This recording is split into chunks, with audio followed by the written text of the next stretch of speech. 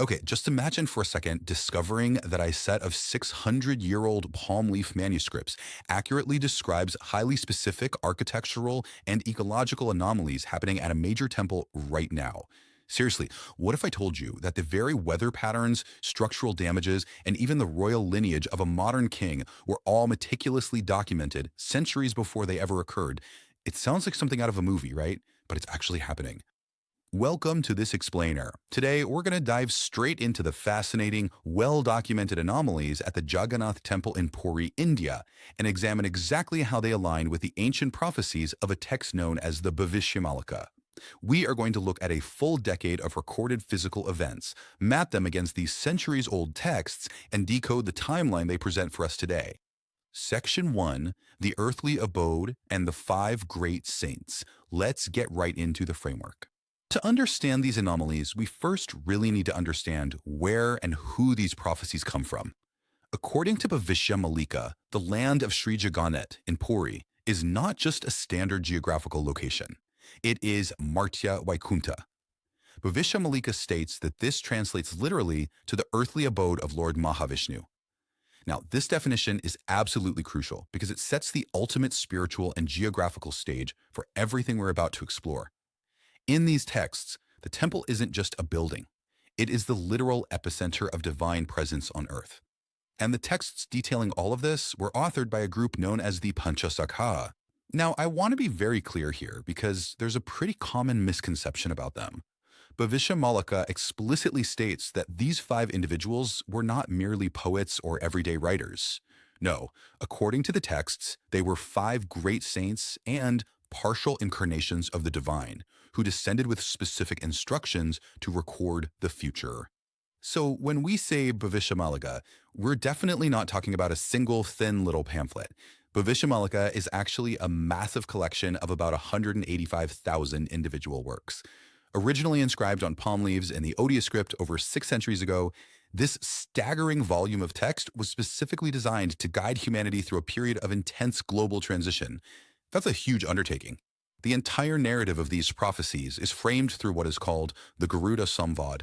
Bhavishya Malika describes this as a profound dialogue where Garuda directly asks the Supreme Lord precisely how humanity would recognize the end of our current chaotic age, known as the Kali Yuga.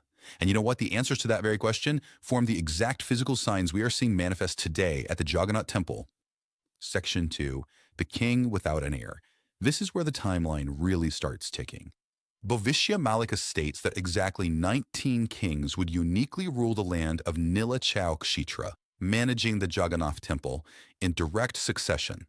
The texts put a hard, definitive limit on this specific era of leadership. It's basically a countdown clock for our modern era. And here is where the text possesses just astonishing specificity. Bhavishya Malika explicitly predicts that the 19th king, Gajapati Divya Singh IV, would sit on the throne and that he would be without a male heir. Fast forward to today, and Gajapati Divya Singh IV is indeed the 19th king, carrying out his responsibilities, and he only has daughters. This incredibly precise prophecy is visibly fulfilling right in front of us, serving as a real-world anchor for the entire timeline.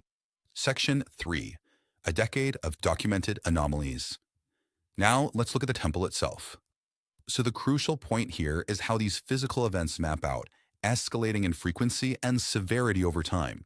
We start with a massive, unexplained, ton-heavy stone falling in 1990 from the Anomalies. Then, exactly as Bhavishya Malika predicts, a fire broke out in the gem-studded canopy over the deities around 2004. In March 2018, we saw a critical branch break on the sacred Kalpavada tree, followed by Cyclone Fani in 2019, leading right up to some highly specific structural failures in 2025. But according to Bhavishya Malika, these events aren't just isolated incidents. They're actually deeply connected. For example, the falling of that massive stone from the Anomalies is inextricably linked to the sighting of an ominous bird, specifically a vulture, perching on the 34-foot-tall Aruna Stamba outside the temple. These act as paired warning signs separated by about 35 years. While the stone fell back in 1990, the vulture sightings have been documented repeatedly in recent years, including heavily in the early months of 2025. Bhavishya Malika states that these combined signs mark the definitive end of the current age. Now, the prophecies also extend to the ecological life within the temple grounds.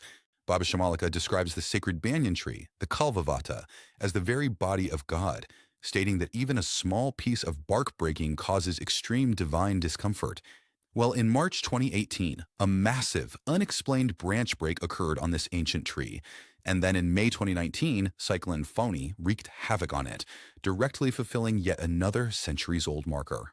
And all of this builds directly to a rabid cluster of profound anomalies in 2025. This is where things kind of go into overdrive. On February 14th, the Akshaya Danda flagstaff was inexplicably broken. Just 2 days later, on February 16th, unexplained blood-like stains appeared.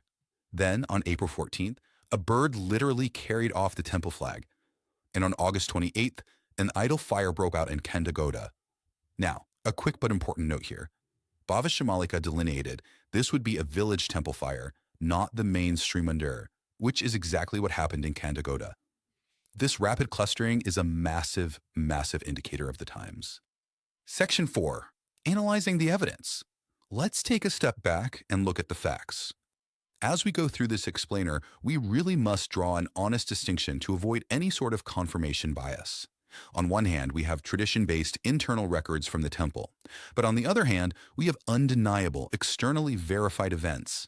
The ultimate anchor here is the catastrophic July 7, 2024 fall of the Balabhadra idol at the Rath Yatra. This wasn't just an internal rumor, it was independently reported by major outlets like The Hindu. When you pair that verified press data with the Kali Kalpa Gita verses stating that such an idol fall signals the definitive end of the Kali Yuga, everything aligns perfectly with the ancient texts. Section 5. The Dawn of Satya Yuga. So, what does this all mean for us? The Bhavishya Malika states confidently that these escalating signs do not signal some terrifying final apocalypse. It's actually the opposite. They're framed as the difficult but totally necessary labor pains leading to a profound rebirth. The texts point toward a transition into the Satya Yuga, an upcoming golden age of righteousness and truth heavily targeted in these prophecies to dawn around the year 2032. So, the turbulence we are seeing, it's simply the clearing out of the old to make way for the beautiful new. Which brings us to a final, profound question to reflect on. As these 600-year-old prophecies continue to manifest physically and verifiably in our modern world, how will you rise to meet the dawn of this new age? Bhavishya Malika invites humanity to prepare not with fear or anxiety, but through the path of Dharma.